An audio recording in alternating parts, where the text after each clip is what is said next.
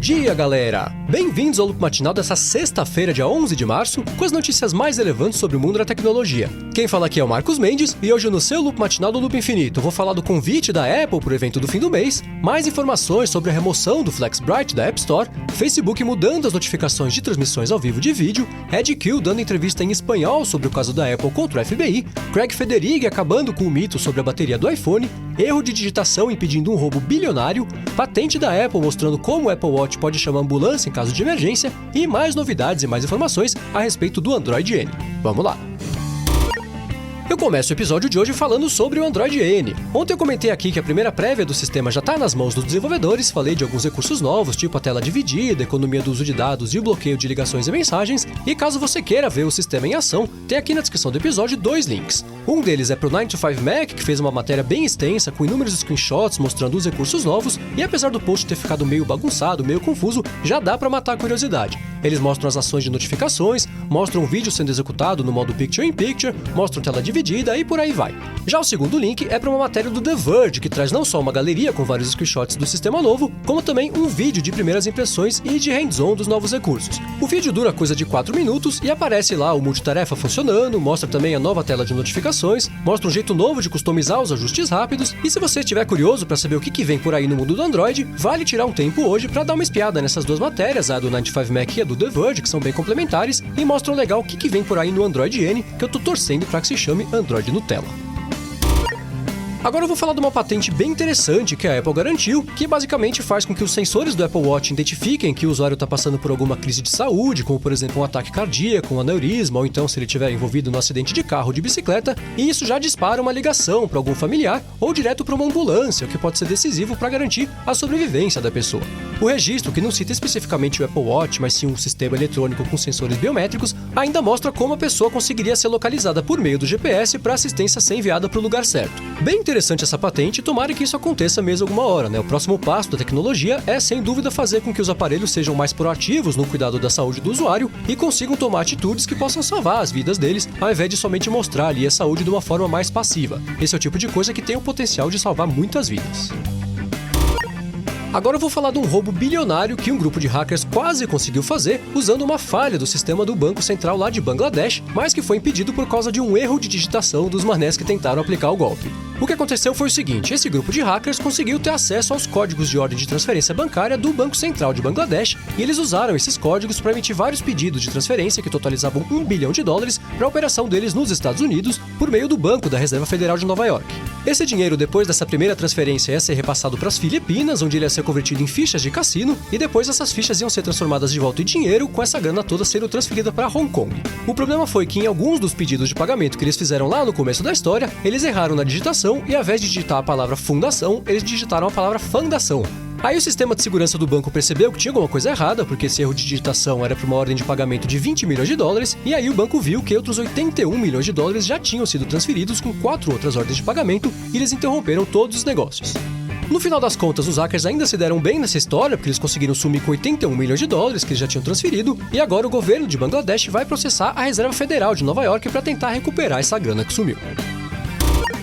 Agora eu vou falar de uma coisa muito curiosa que aconteceu com um cliente da Apple que mandou pro Tim Cook um e-mail perguntando se valia a pena ficar fechando os aplicativos na multitarefa para tentar economizar bateria. O Tim Cook viu esse e-mail, encaminhou ele pro Craig Federighi, que é o chefão de desenvolvimento dos sistemas da Apple, e o Federighi respondeu dizendo que não, ficar fechando os aplicativos na multitarefa não ajuda a economizar a bateria. Esse mito de que fechar os aplicativos ajuda a poupar a bateria é um dos mais antigos no mundo dos smartphones, porque ele se baseia no modo antigo de usar a tecnologia, quando os sistemas operacionais ainda não faziam sozinhos a escolha do que tem que continuar sendo executado em segundo plano e do que tem que ser congelado até que o usuário abra de novo o aplicativo. Essa é uma dúvida frequente de muitos usuários e é bem curioso que ela tenha sido esclarecida dessa forma. O cara usou o Tim Cook como serviço de atendimento ao cliente e, ao contrário de toda a lógica e bom senso, isso acabou dando certo. Se você ainda tinha alguma dúvida a respeito desse assunto, agora tá aí a resposta definitiva, dada por quem faz o sistema com as próprias mãos.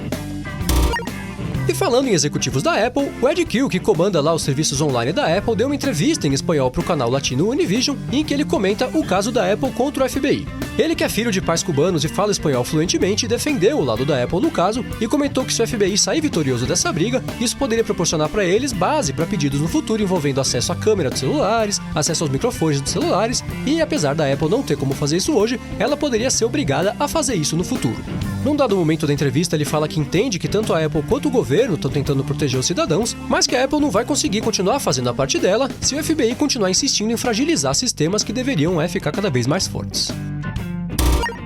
Agora eu vou dar uma rápida notícia para você que não sai do Facebook e não aguenta mais ficar recebendo notificação de todas as transmissões ao vivo que estão sendo feitas por todas as pessoas e as marcas que você segue. Ontem o site Digiday falou que o Facebook contou para eles que vai implementar um novo ajuste de notificação que vai permitir que os usuários desabilitem todas as notificações de vídeo ao vivo e que isso vai ser liberado para todo mundo nas próximas semanas. Quem ouviu o Loop Matinal 93 deve se lembrar de toda a polêmica que surgiu em torno da remoção do aplicativo FlexBright da App Store. Essencialmente, o app permitia que o usuário mudasse a tonalidade da tela para deixá-la mais amarelada, o que é uma coisa que vai chegar de forma nativa no iOS 9.3, um recurso chamado Night Shift, e que serve para não forçar tanto a vista do usuário enquanto ele mexe no iPhone ou no iPad logo antes de ir para a cama. O FlexBright apareceu na App Store, foi divulgado por todos os sites de tecnologia, e aí a Apple removeu o aplicativo no dia seguinte, deixando muita gente brava, muita gente indignada, mas quase ninguém surpreso. Quando o app apareceu, o desenvolvedor do FlexBright falou pro Mac Rumors que ele tinha trabalhado bastante junto com a equipe de revisão da App Store para garantir que ele não seria rejeitado, mas parece que a história não foi bem essa. Isso porque, de acordo com a Apple, o desenvolvedor usou APIs privadas para fazer o app, que é uma coisa proibida, e ele também usou aquele truque que o Facebook já tinha usado uma vez para trapacear o sistema do iPhone, que ficava executando um áudio silencioso para o iOS achar que o app estava sendo usado e não interromper o processamento do aplicativo, mesmo com ele sendo executado em segundo plano. Só que como o Facebook é o Facebook, o app deles nunca foi removido da loja e o FlexBright sim. No final das contas, o app só acabou aparecendo na App Store porque ele passou batido pela equipe de revisão de apps e não porque a Apple tinha deixado. Tudo errado, né?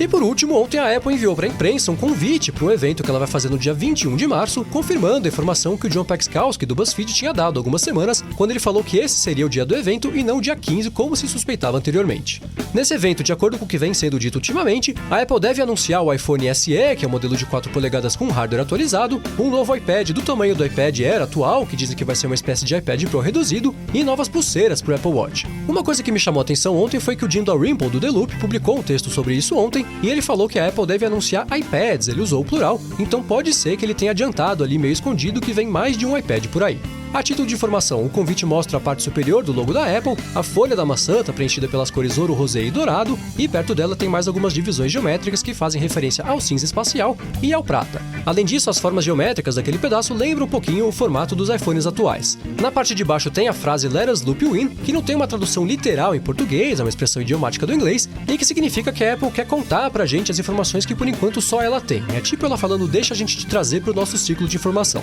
Bom, o evento vai acontecer às 2 da tarde no horário de Brasília do dia 21 de março, que é uma segunda-feira, e ele vai ser transmitido ao vivo pela Apple lá no site dela. Mas se você quiser ver uma transmissão legal mesmo, fica ligado no Loop Infinito que a gente vai cobrir todo o evento, todos os anúncios, todos os detalhes, como vocês já estão acostumados. Para fechar o episódio, uma curiosidade. Esse evento vai acontecer lá no QG da Apple, no One Infinity Loop em Cupertino, numa sala de eventos conhecida como Town Hall, que tradicionalmente é onde a Apple sempre fez eventos de menor expressão. E esse deve ser o último evento oficial da Apple lá no Town Hall, já que a WWDC, que acontece em junho, é no Moscone Center, e o anúncio dos iPhones, que é em setembro, é muito grande, o Town Hall não comporta nem uma fração do número de pessoas que cobrem esse evento, então não tem a menor chance dele ser lá. E no ano que vem, a Apple já deve começar a fazer os eventos dela no campus novo. Por isso, esse anúncio do dia 21 deve marcar a despedida do Town Hall, junto das boas-vindas aos novos produtos da maçã.